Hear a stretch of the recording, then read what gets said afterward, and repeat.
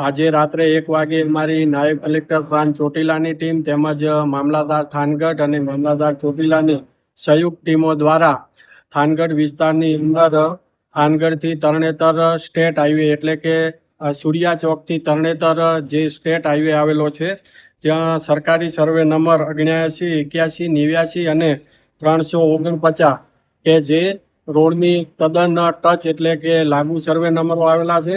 આ સર્વે નંબરો ઉપર ખૂબ જ મોટા પ્રમાણની અંદર કોમર્શિયલ દબાણકર્તાઓ દ્વારા બાંધકામ કરી અને આ દુકાનોનો ખૂબ જ મોટા પાયે અબજા ઉઘરાવીને ઉપયોગ કરવામાં આવતો હતો।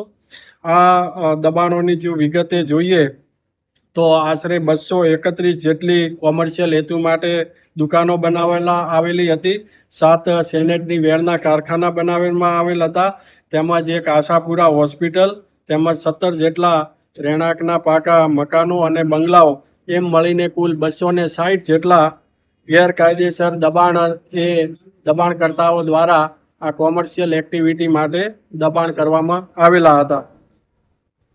આ જે કોમર્શિયલ જે દબાણો છે એ દબાણકર્તાઓ દ્વારા જુદી જુદી દુકાનો, હોટલો, રેસ્ટોરન્ટો વગેરે બાંધકામ કરી અને અહીંના જે લોકો છે એમને ભાડે આપી અને મોટા પ્રમાણની અંદર ભાડા વસૂલ કરવામાં આવતા હતા। સાથે સાથે અમુક વેચાણ દસ્તાવેજો કરી અને અબજા પણ ઉઘરાવવામાં આવતા હતા, જેને ધ્યાને રાખી અને મામલતદાર થાનગઢ દ્વારા આ દબાણકર્તાઓને 61ની નોટિસ આપી સાંભળી, પરંતુ કોઈ પણ જાતના પુરાવા રજૂ ન કરતા આજે આ મેગા ડિમોલેશન છે એની કાર્યવાહી હાથ ધરવામાં આવેલ છે।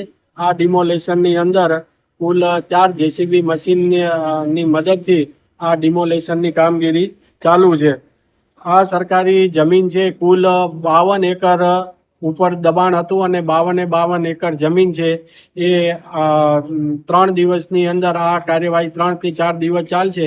52 એકર જમીન કે જેની કિંમત 210 કરોડ અને 26 લાખ રૂપિયા થાય છે, જે તમામ જમીન છે એ ખુલ્લી કરી અને કબજો મેળવી અને ત્યારબાદ તાર ફેન્સિંગ કરી અને સાચવણી કરવામાં આવશે।